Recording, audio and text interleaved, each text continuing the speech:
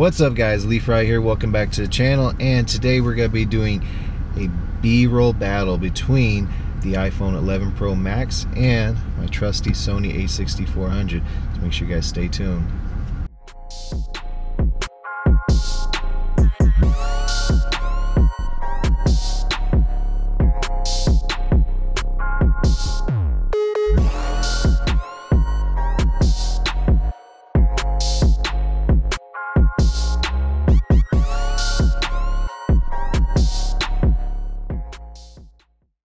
Alright guys, so like I said, this is going to be a B-roll battle between my iPhone 11 Pro Max and my Sony a6400.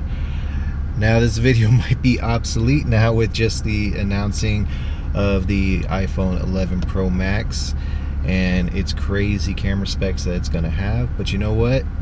There's still going to be a lot of people out there that are going to be having this phone. Just because the new iPhone 12 came out does not mean everyone is just going to drop their iPhone 11 Pro or Pro Max and go get the new iPhone 12 Pro or 12 Pro Max. I'm one of those people. I'm waiting till next year to see what either iPhone 13 or whatever they want to call it next year looks like. That's what I'm waiting for. So I'm holding on to this one. So for people like me, you want to see how good how good a B-roll you can get with this thing compared to a very good APS-C mirrorless camera. Alright, we're gonna go back to past Leaf from this past weekend in San Diego, California, where I got some B-roll of this Sony and the iPhone, and let you guys see and see if you guys can tell the difference of which is which. So, anyways, let's go ahead and get into it, guys.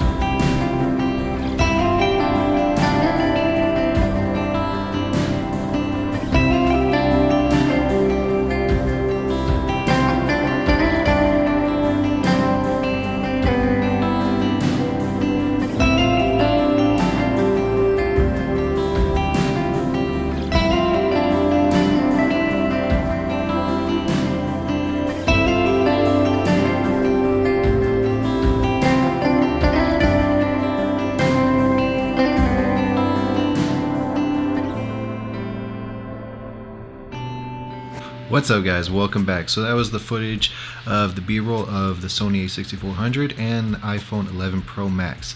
So which one did you guys think was camera A? Which one do you think was camera B? I'll wait. Go ahead. Take a guess. Alright, so camera A was the Sony a6400 and camera B was the iPhone 11 Pro Max. So which one did you think was better?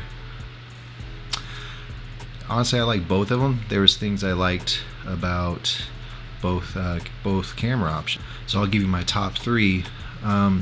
As far as with the Sony a6400, I liked how much more control I had over the image versus the iPhone was completely auto. I know they do have the camera apps, and I do have one of those, but I don't have a ND filter to use on the iPhone, so I had to go full auto on it.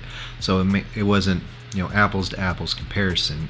But at the end of the day, most people are going to be using this, you know, the film things, unless you're really into it as far as filming with your camera, they're going to be just using auto with the video function anyways. So I didn't feel the need to get an ND filter for it for this specific comparison. But getting back to what I liked about the Sony versus the iPhone, the colors were a lot more vibrant with the iPhone, but I liked how the highlights and the shadows and everything just looked with the Sony a6400, especially in more of the darker areas and more of the shadows. I just liked how the overall image looked versus the iPhone. Again, the colors popped a lot more, and it still looked good, but if I had to choose which one I liked better, I liked how the Sony looked better. As far as stabilization, that's where the iPhone really shined compared to the Sony, because as you guys know, the Sony has no stabilization whatsoever, and I'm also using the Sigma lenses, which has no optical steady shot in those either, so it's a completely unstabilized setup, so I had to be very mindful about how I hold the camera. Versus the iPhone does have some internal stabilization. It's more electronic versus in-body image stabilization, but it's still something compared to nothing with the Sony. And lastly, probably the thing, it's not that big of a deal, but unless you're really paying attention and looking really hard, the Sony was just a little bit sharper in the 1080 120 frames per second, because that's what I shot this in both these cameras. It was just a little bit sharper versus the iPhone that was just a little bit softer. But again, that's something very small. So those are probably three things I really noticed.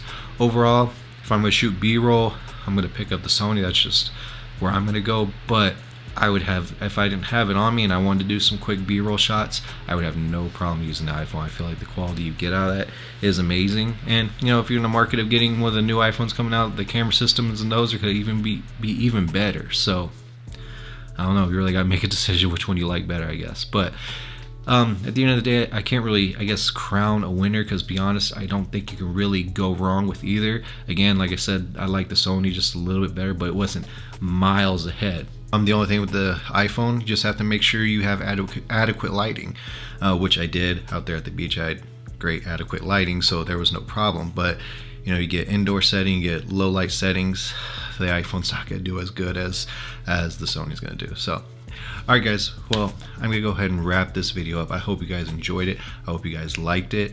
If you're not subscribed, please hit that subscribe button. Hit that like button. If there's anything you guys want to see, leave a comment, let me know. And I will see you guys at the next video. You guys have a good one.